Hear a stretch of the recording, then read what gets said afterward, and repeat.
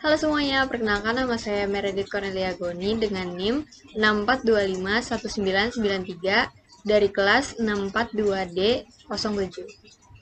Pada video kali ini, saya akan membahas tentang perilaku korupsi yang sering dianggap sepele, tetapi sebenarnya berbahaya, yaitu titiap absen dan mencontek di lingkungan pendidikan.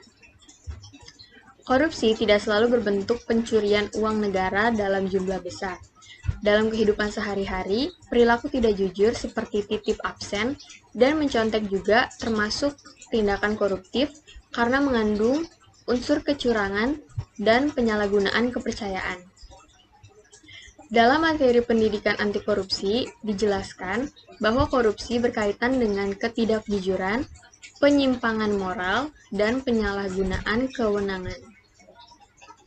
Kasus yang akan saya bahas adalah mahasiswa yang tidak hadir kuliah, tetapi meminta temannya mengisi daftar hadir, serta mahasiswa yang mencontek saat ujian atau tugas. Perilaku ini termasuk bentuk perbuatan curang karena seseorang memperoleh keuntungan secara tidak jujur. Selain itu, tindakan tersebut juga melanggar nilai kejujuran dan tanggung jawab sebagai mahasiswa. Penyebab terjadinya perilaku ini antara lain kurangnya kesadaran dan integritas pribadi, rasa malas dan tidak disiplin, pengaruh lingkungan pertemanan, keinginan mendapatkan nilai bagus secara instan, menganggap pelanggaran kecil sebagai hal yang biasa.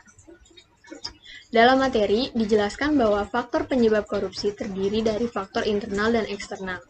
Faktor internal berasal dari diri sendiri seperti lemahnya moral dan kejujuran, sedangkan faktor eksternal berasal dari lingkungan dan budaya sekitar. Dampak dari perilaku ini sebenarnya cukup serius. Jika dibiarkan, mahasiswa akan terbiasa berbohong dan tidak bertanggung jawab. Selain itu, kualitas pendidikan menjadi menurun karena nilai tidak lagi mencerminkan kemampuan asli. Kebiasaan kecil seperti ini juga bisa menjadi awal munculnya korupsi yang lebih besar di masa depan. Dalam kehidupan sehari-hari, saya pernah melihat kasus titip absen maupun mencontek di lingkungan sekolah atau kampus. Banyak orang yang menganggap hal tersebut normal karena sering dilakukan bersama-sama. Namun setelah mempelajari pendidikan anti korupsi, saya menyadari bahwa perilaku kecil yang tidak jujur tetap termasuk tindakan koruptif. Menurut saya, sikap yang seharusnya dimiliki mahasiswa adalah berani berkata jujur, disiplin, dan bertanggung jawab terhadap kewajiban sendiri. Jika tidak hadir, maka harus menerima konsekuensinya tanpa memanipulasi absensi. Begitu juga saat ujian, hasil yang didapat dari usaha sendiri jauh lebih bermakna dibanding hasil curang.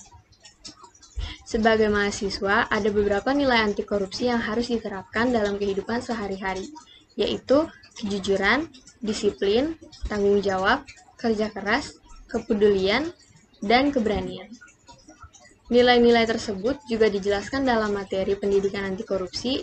Contoh penerapan nyata sebagai mahasiswa antara lain, tidak mencontek saat ujian, tidak melakukan plagiarisme dalam tugas, datang kuliah tepat waktu, membuat laporan keuangan organisasi secara jujur, berani menolak titip absen, dan mengumpulkan tugas hasil kerja sendiri.